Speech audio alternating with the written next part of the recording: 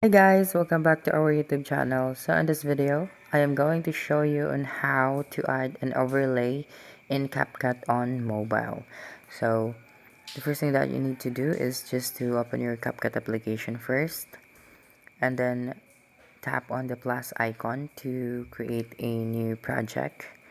Then choose the video that you want to use as your background. Okay, for example, this clip here.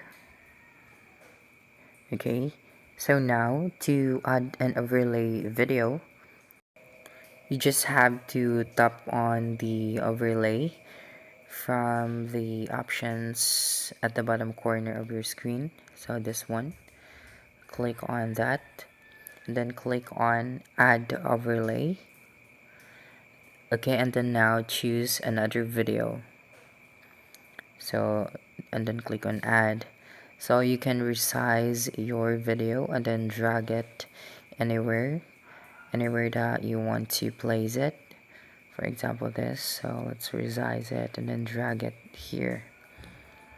So now when you play the video, okay, it will play at the same time. So that's it. That's how you can add overlay in CapCut on mobile. So don't forget to subscribe for more video tutorials in the future. Bye bye.